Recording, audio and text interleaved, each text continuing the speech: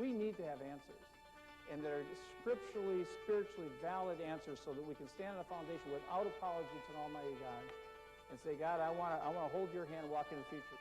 To be a healer requires a willingness, an assumption, if you will, on the public's part, but a willingness on our part to be ethical in every single dimension of our practice, of our service. Goodness is a generational phenomenon. Remember what God said to the Jews? If you keep this law, it will go well with you and your children. From my own perspective, as somebody whose faith is very important to him, I have worried that we have not engaged the religious community in some of the serious ethical issues that are posed by the advances in this field, at least not to the degree that we need to.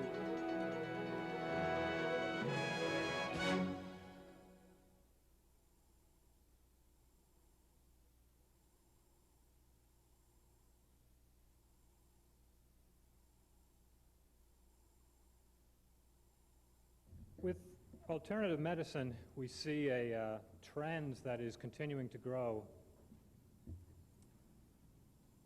In the two studies that have received a lot of press done by Eisenberg at Harvard, he found that in 1990, about 34% of Americans said they were using unconventional therapies. In 1997, this was about 42%. And while this whole area is plagued by unclear definitions and lots of people talking about different things, it's definitely, I think, apparent that there is some sort of trend going on here. One of the components of alternative medicine that I'm going to focus in on is the whole area of spirituality. And I think that by the end of my talk, you'll see a really good practical application of what Dr. Patrick was just talking about, where there is an infusion of other cultures in the guise of tolerance of all cultures being equal. And I would like to show you that I think there are some major concerns with the way this is occurring in the midst of this interest in alternative medicine. Surveys, I think, have really contributed to help us understand this popularity. For example, some of the numbers that have come out in some of these surveys, that 99% of family physicians believe religious belief can contribute to healing in a patient. And also, I think probably more practically important, 92% of HMO officials think that it can contribute to health as well. When ill themselves, 68% of family physicians and 62% of the HMO professionals said they use prayer or meditation to assist in their healing, not just as a part of their general day-to-day worship or practices. Over the recent decades, a number of surveys have found about 90% of Americans pray, 95% of them claim that their prayers are answered. 14% of Americans claim they have experienced direct intervention of God in a healing event within their own lives. And when these same groups were asked if a patient asked a physician to pray with him or her, should the physician do so?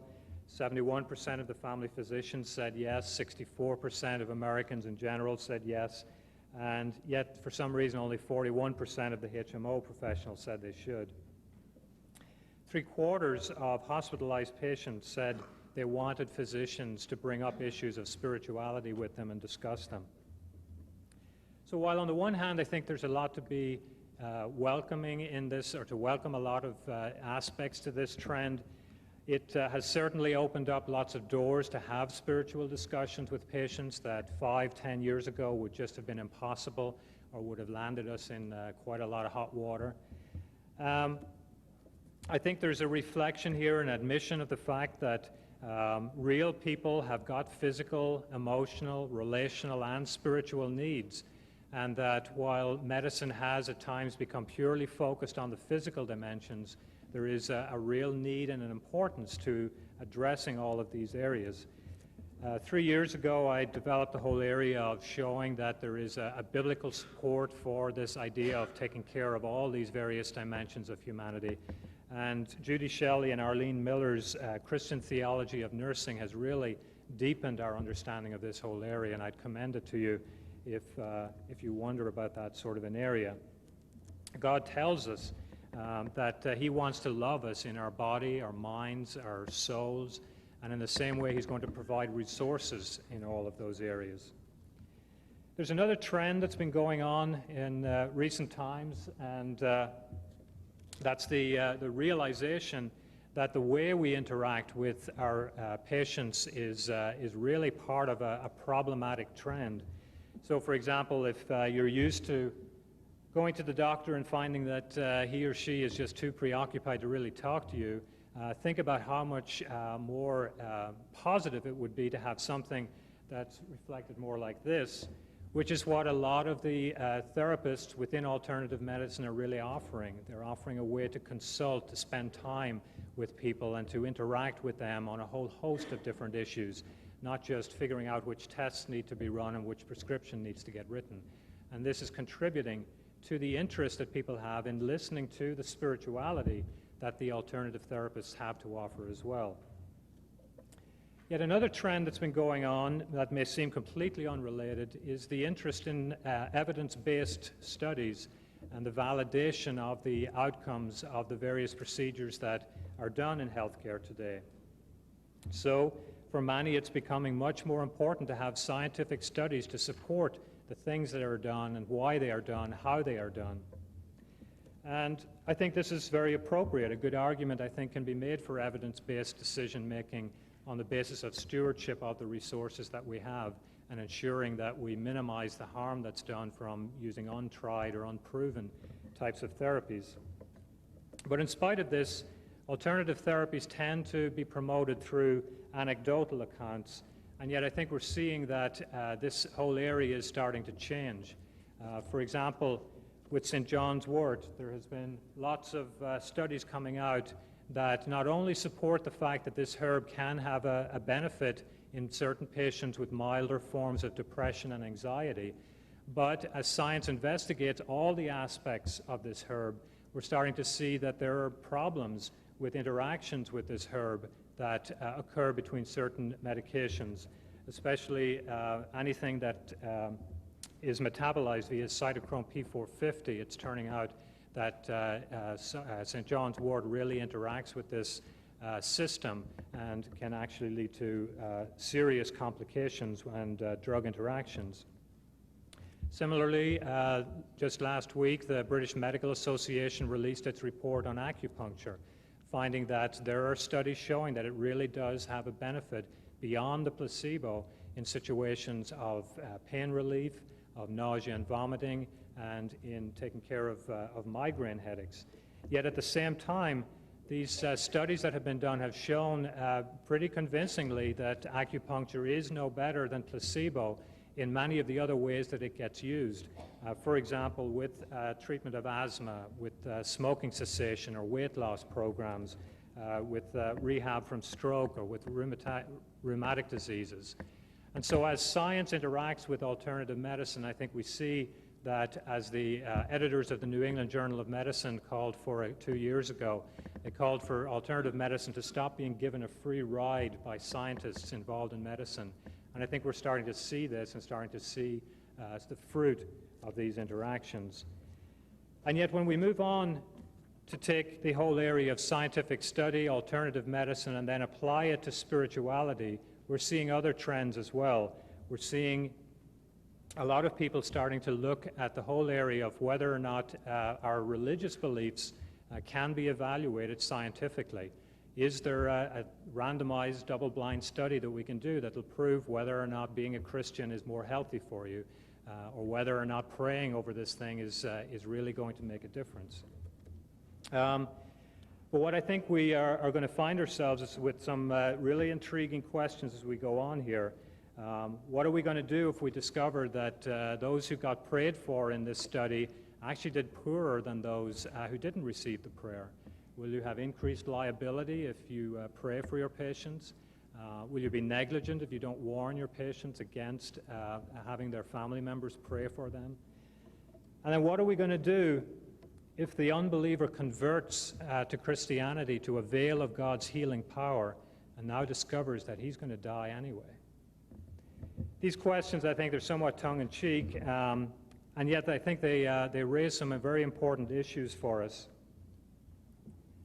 that we're going to have to really be challenged to evaluate these alternative therapies and these alternative spiritualities in light of 1 John 4, verse 1, where we are told that with these various spirits, and I think we can insert spiritualities in there as well, that we're called to test them and to test them against the one significant test as to how they relate to Jesus Christ and whether they teach him or teach some other ideas.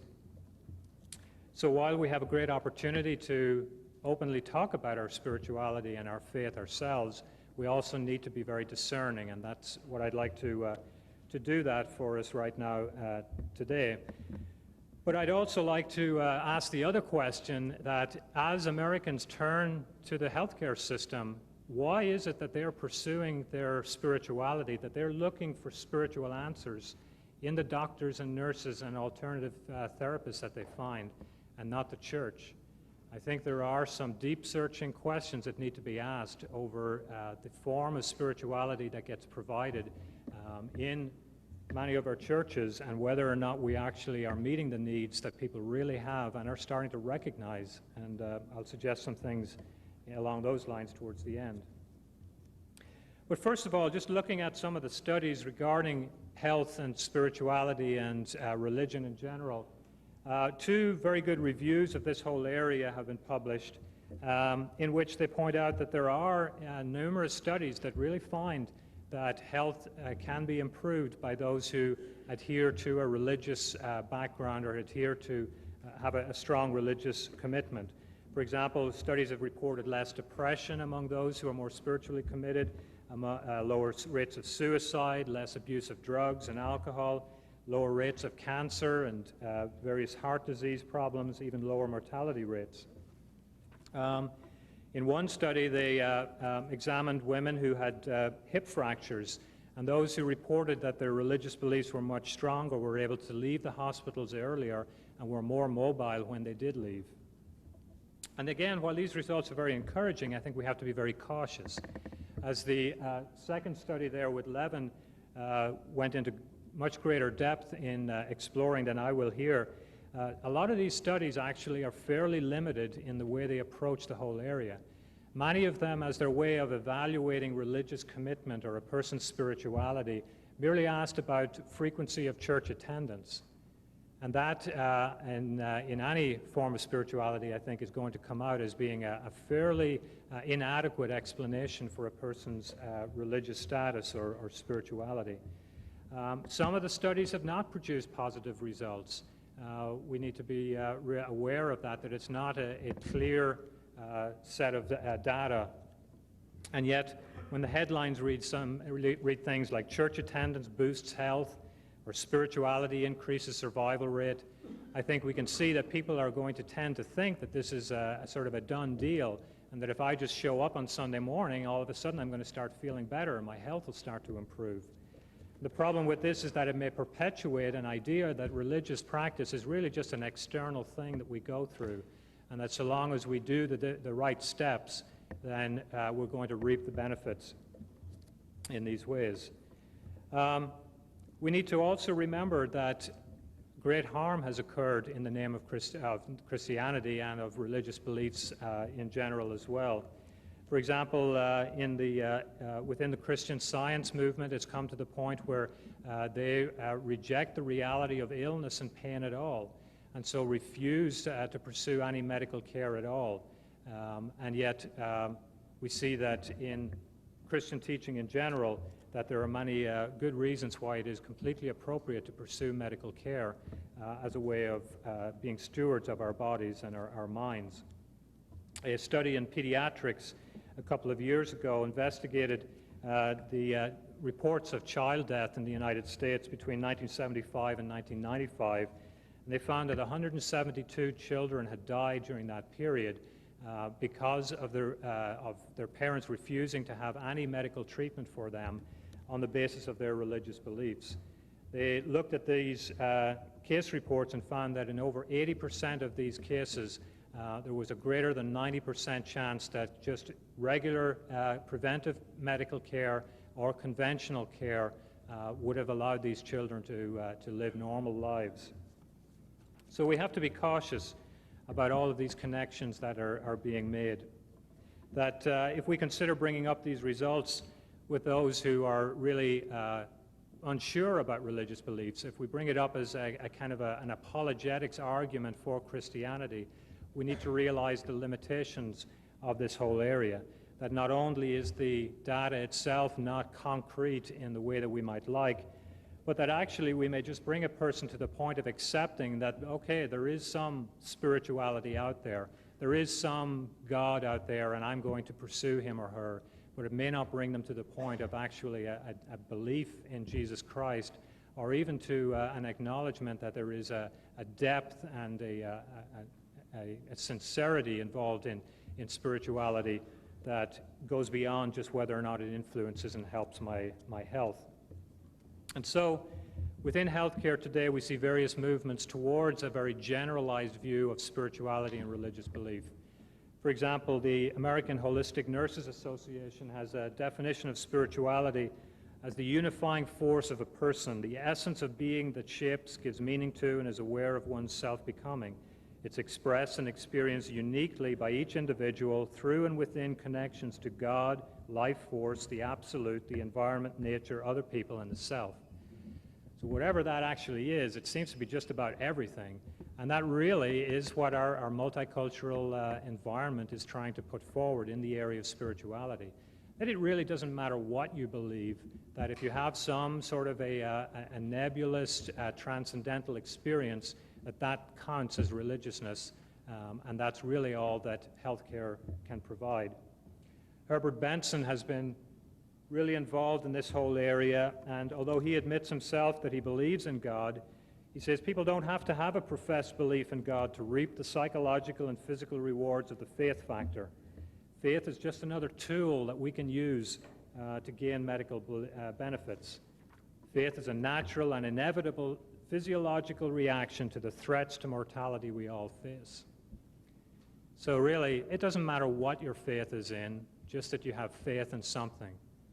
So whether it's the rocks or the trees or just yourself, just believe strongly in that and you'll be okay and reap the health benefits.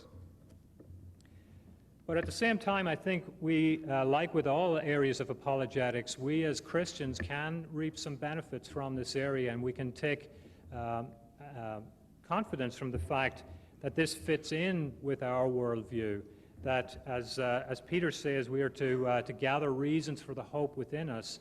And so we can realize that it makes sense that if somebody is pursuing a relationship with the Lord and is actively involved in fellowship with him and with others and serving others, that this really ought to have an impact on his or her health.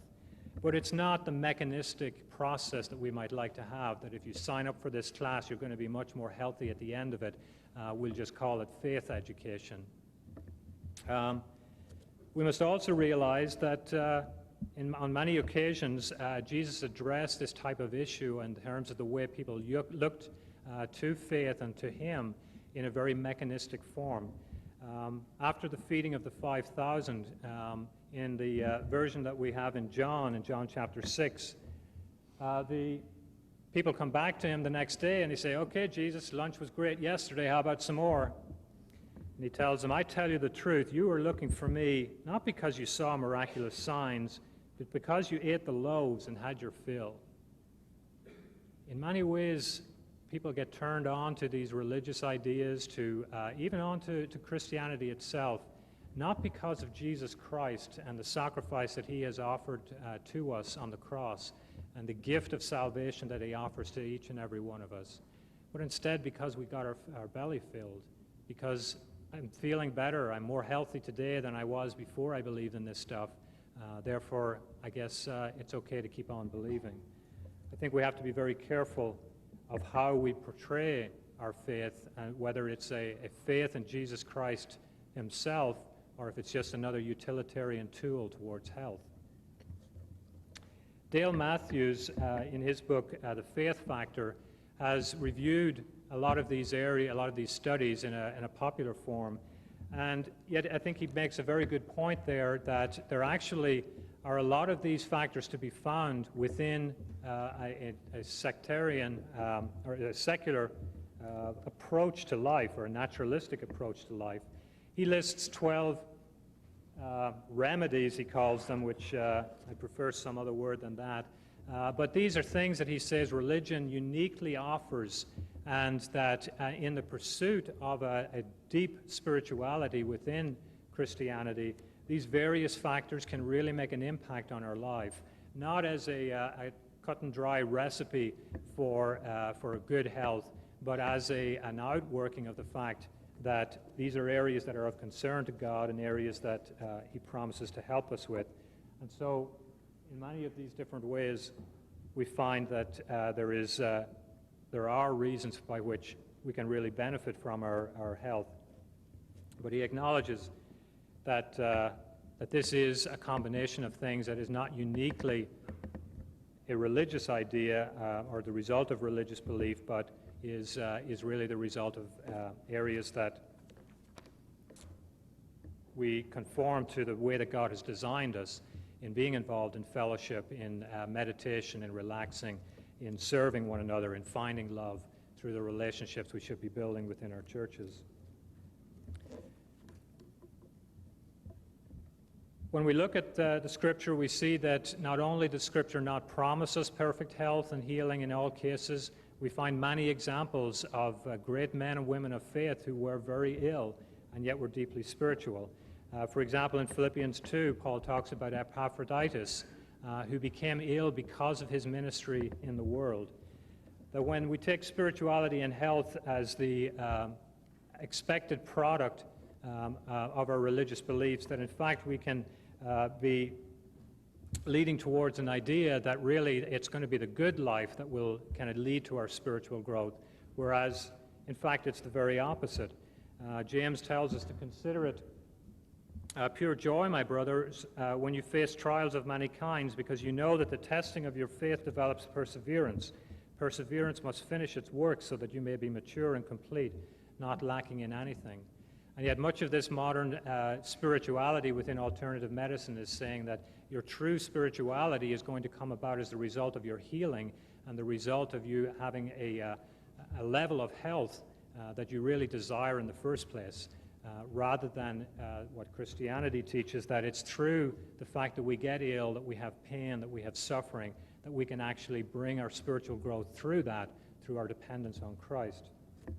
In fact, there is a great danger with this whole approach to spirituality within alternative medicine of it actually furthering the fallen natures that we have, because it becomes very selfish. The reason I'm into this religious stuff is so that I can feel better, so that I can have better health. Whereas Jesus tells us in Acts 20, verse 35, it is more blessed to give than to receive.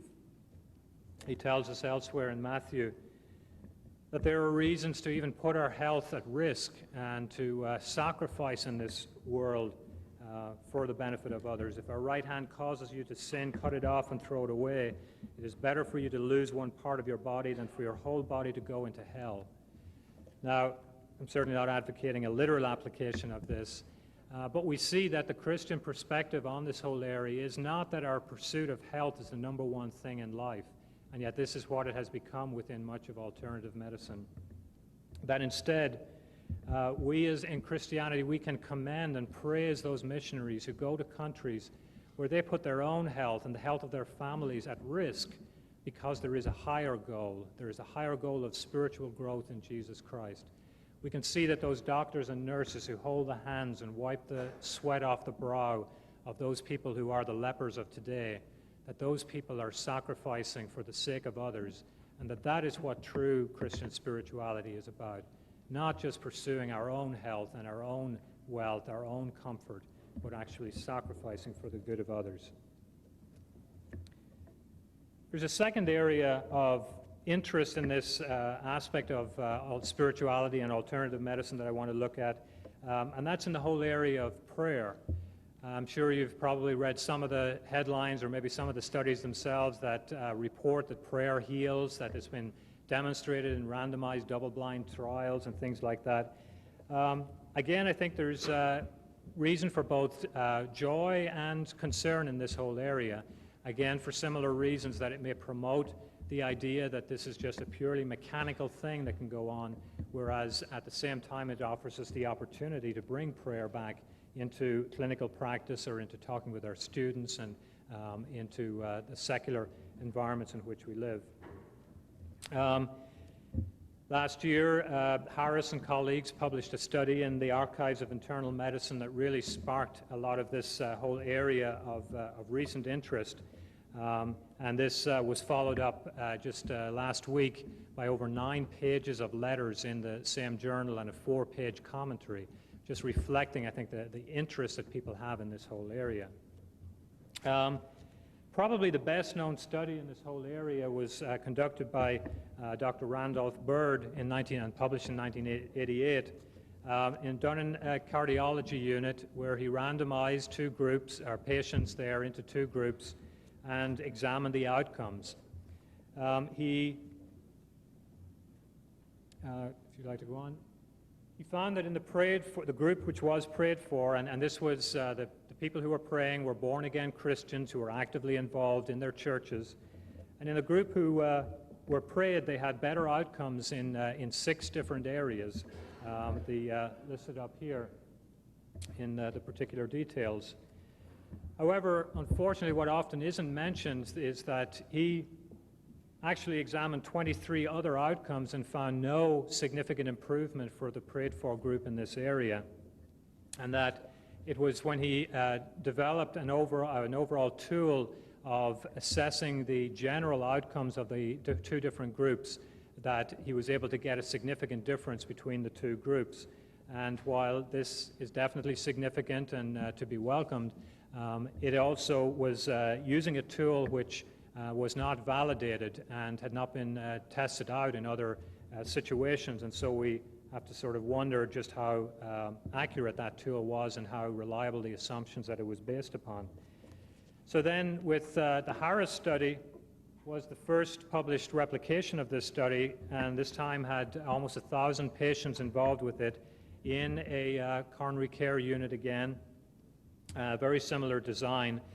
Although he or they did not use any informed consent in developing this study, which has raised all sorts of other issues in the literature as to whether, because of this study being one involving prayer and not any actual physical intervention with the people, was it okay for the IRB at his facility to go ahead and allow the study to go on. I think we may kind of look at it and think, well, they were praying for these people. What harm could there be in that? And yet I think if we got to look at it and think about what if these researchers were proposing to use spirit guides or occult forces to influence the health of these patients, would we similarly be willing to let it go on without any informed consent? I think that we need to really call for the adherence to strict ethical standards that go on in this area for a number of reasons. But in the Harris study, the groups of Christians again prayed for the patients, and they measured in this case 35 different outcomes, and they did not find any significant improvements in any one individual outcome. But when they took the tool that Bird had developed and analyzed the results according to that, they found no significant differences between the 2 groups. However, they developed their own new tool, which unfortunately again had not been validated, and according to that tool there was an 11% difference in the outcomes between the 2 groups, and this was statistically significant, although as they themselves point out, whether or not that was clinically significant is questionable. What I think this really points out to is that in spite of the headlines that greeted these studies, that proving that prayer works, from a scientific perspective, it really is not that concrete. So what I did was I went and looked through the literature to find what other studies are out there of using intercessory prayer with human patients, and what are the general outcomes that we find. And I'm just going to mention a couple of things from this. I actually just this week got a summary of this, of my search, published in a nursing newsletter, and I have the newsletter owners, American Health Consultants, kindly FedExed up, it looks like a couple of hundred copies of the newsletter. So if you'd like a copy of this with all of the references in there, you're welcome to come and pick it up here afterwards. But I found only 15 studies involving human patients, and I divided them into 3 different groups. The first were high-quality studies like the 2, or including the 2 that we just looked at, which included also 2 other studies. One was just a pilot project that has started at Duke University called the Mantra Project and is continuing on now into its phase 2, where they're recruiting a couple of thousand patients throughout the country. But one of the things about this study is that they are having everybody prayed for by Christian, New Age, Buddhist, Hindu, and Jewish practitioners. The 4th study involved patients with AIDS, and they included prayer from Christian, Jewish, Buddhist, Native American, shamans, bioenergetic healers, and meditative healers. At the end of this study, the AIDS study, there were 11 outcomes measured, and people did significantly better in 6 of those and not in 5. The second group of studies were lower quality studies because they had relatively few patients in these. And again here, 2 of them showed significant improvements. One involving Christian prayer with children who had leukemia, in which of the 10 patients in the leukemia in the prayed for group, 8 were alive at the end of the period, whereas in the control group there were 8 patients began in that, and only 2 were alive at the end of the period. The second study in this area involved what's called Lishan prayer, which I'll define for you in a few minutes. And this again found that patients did better in the prayed for group. But then there were 4 other studies which found no significant differences between the 2 groups. And in the third group of studies here, 2 of them were not randomized at all, and the people involved were not blinded, and so their results, I think, are very limited. But then there were 3 others that were randomized, in which patients were prayed for in relation to general depression and anxiety. Another where the patients had major depression, and the third one where I was in an alcohol abuse program. And in all 3 of these, there were no differences between the groups that were being prayed for compared to the control groups. So unfortunately, as much as I would like to say that there is high-quality scientific evidence that prayer really works, the studies in general do not really support that. And I think that is something that we have to admit to. When then we're being asked, is there scientific evidence to support this or to bring this into our practices, to have it taught in certain ways and different approaches in our practices, we have to admit that scientifically the evidence really doesn't support this.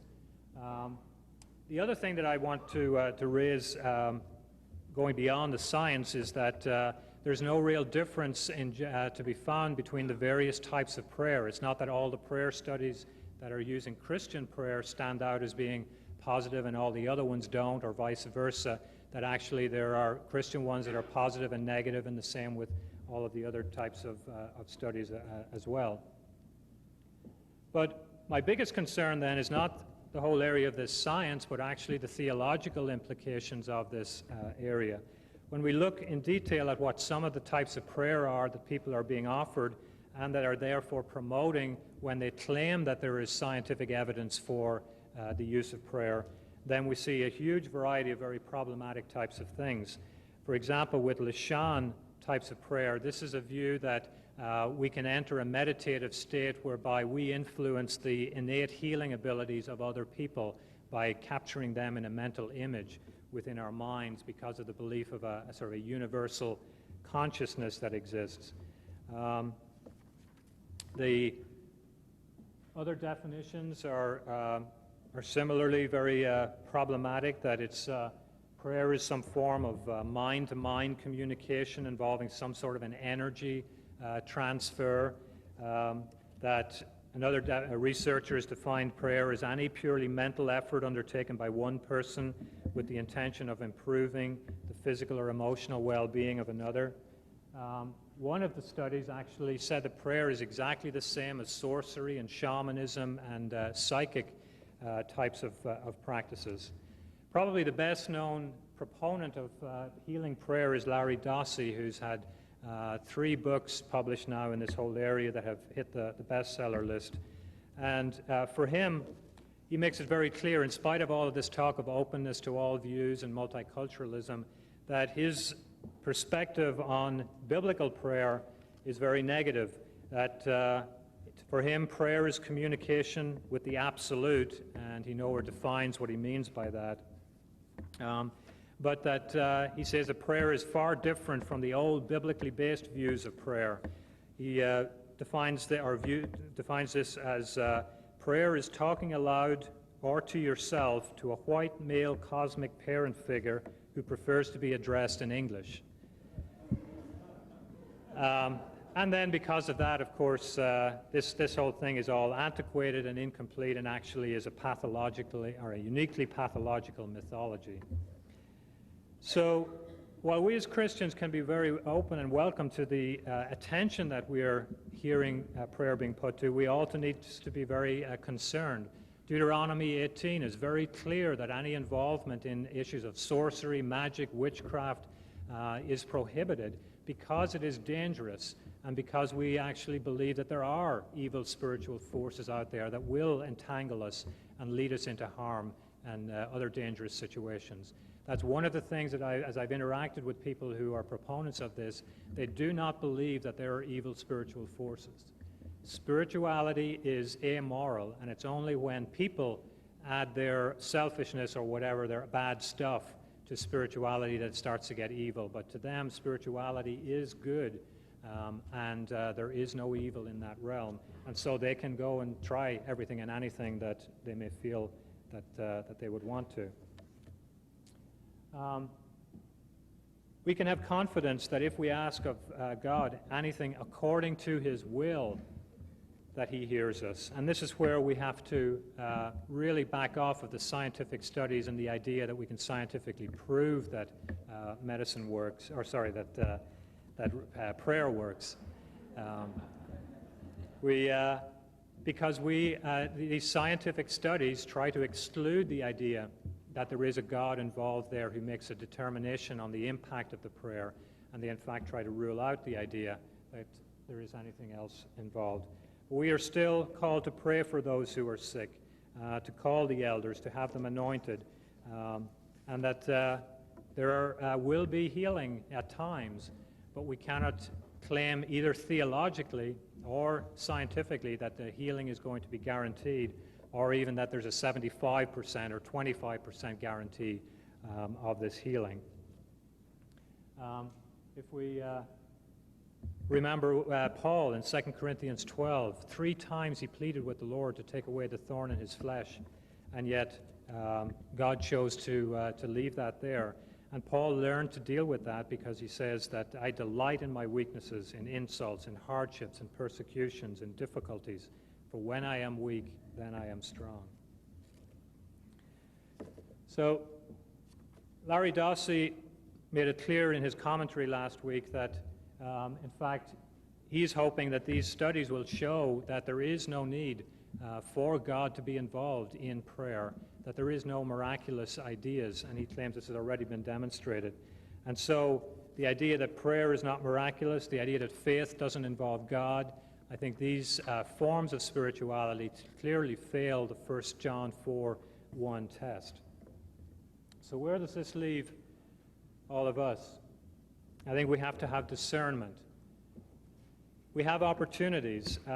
It's just been remarkable to me what's happened in the last couple of months with me as I have had an opportunity to address over 200 physicians at a secular conference on Christian prayer. Opportunities have opened up all over the place. Some of the theological concerns that I have raised about this whole area of prayer were actually referenced in a study in the Annals of Internal Medicine a couple of months ago. I've been asked to come and give a Christian response to some of these New Age types of views of prayer at a conference in the fall. I certainly couldn't have orchestrated all of these ideas, but I think God is acknowledging that if we're willing to step out and to raise our faith flags, to raise the issues that we have as Christians in our secular settings, that He will honor that and that He will give us opportunities to get our concerns expressed and to bring it out. But we need, at the bedside, or for me with my students, we need to respond to the needs that are there. I know that when students come to me and are crying because their marriage is falling apart or because they're so depressed that they can't study, that I want to pray with them, and I really see the needs that they have that are spiritual. And sometimes these needs will be, the opportunity will be created. But we have to be very careful how we respond to these types of needs in these situations. 5 years ago, I was sitting in the emergency room with my 2-year-old son at the time, who had walked up behind somebody swinging a golf club, and he took it full force in the face. And as the plastic surgeon made his way over to us and got us into the treatment room and looked it over, and my wife and I just said to him, what's going to happen here? How badly scarred is he going to be? And the physician turned to us and he said, I will do the utmost that I can to stitch him up as best I can. But then the true healing is in God's hands. And my wife and I just had this flutter of joy, and we realized, here's somebody we can connect with, and we can really feel that we're in this together with him. So we asked him if he would mind praying with us. And he said, go ahead and pray. I'll just wait for you outside. And leaving us there alone, we had our time of prayer with our son, and yet it really felt like we were alone, that this physician had he had created a great opportunity, and yet he missed the caring presence like we heard about this morning from Diane Eustall.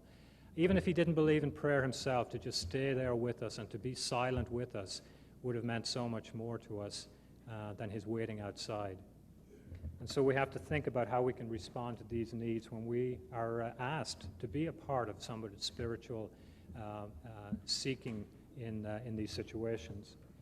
But then I think we also have to realize that we can initiate in these areas too, but we have to be very careful, because we have to realize that we are in situations where there is great power in our role as professors or doctors or nurses or administrators, and that the people are coming to us vulnerable because they're sick or they're failing courses or they're just feeling really down.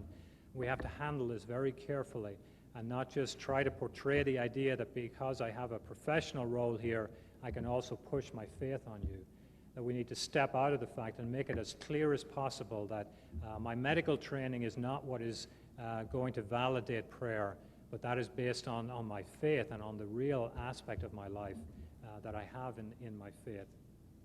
And then our faith needs to be real. It needs to be alive. There should be a sense of the aroma of Christ coming from us that will only come from our pursuit of spirituality and spiritual growth ourselves. People should have that sense that, there's something different about that person and the way he or she handles these situations. And that will open up these opportunities. I think one of the problems with trying to scientifically validate prayer or the impact of health is that it really is just another way of institutionalizing our faith.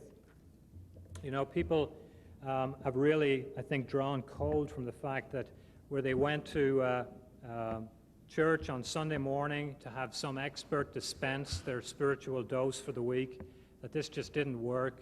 And in the same way, if we think that people are going to come to doctors and nurses and get their dose of spirituality or dose of spiritual instruction, it's just another institutionalized form of faith, and it's just not going to be satisfying in the long run. And instead, I'd just like to close with Paul's words, which he learned through his faith and was certainly able to demonstrate to others.